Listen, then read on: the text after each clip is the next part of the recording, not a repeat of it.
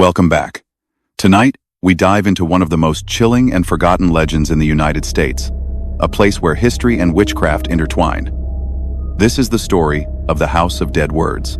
Blackwood Creek was a scar carved into the heart of Massachusetts, a village of weathered wooden houses whose shadows stretched like bony fingers. Ethan, a skeptic by trade, came here seeking material for his documentaries. He believed every myth had a rational explanation, but in Blackwood Creek, the myths clung to the moss-covered rooftops and whispered through the trees, and at the center of it all stood a house with no name, only a curse. The House of Dead Words. Locals said it once belonged to a witch who escaped Salem. She didn't drink blood, she fed on language.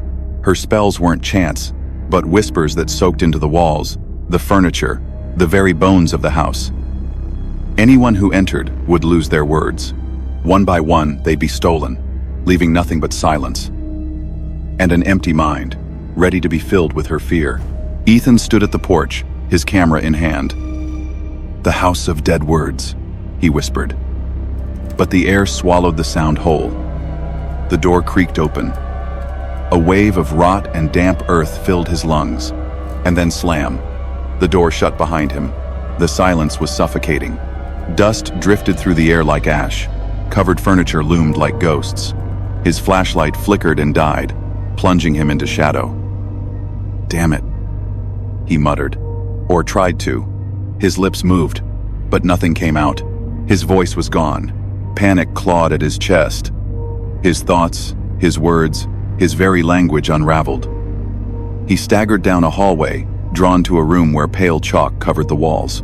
Symbols, scribbles some dead language. And then came the whisper, not in his ears, but inside his head. "Words you speak have power, but the ones you never speak have even more." The voice was faceless, bodiless. The witch. Ethan realized she hadn't stolen his voice. She had twisted it. Words poured from him in broken whispers, groans, screams, a maddening cacophony that wasn't his own. He wasn't in a house. He was inside a prison of words. A tomb of silence. The fear inside him swelled, filling every vein, every thought. And he understood his terror was the offering. The witch fed not on blood, but on the dread that erased him piece by piece. When the villagers finally entered the house weeks later, Ethan's body was found in the living room.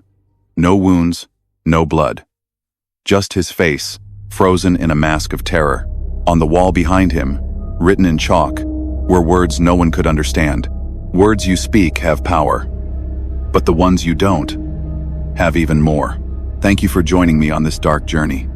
If this story left you unsettled, remember there are many more tales waiting to be told. Subscribe, ring the bell, and let me know in the comments. What do you think hides behind the silence?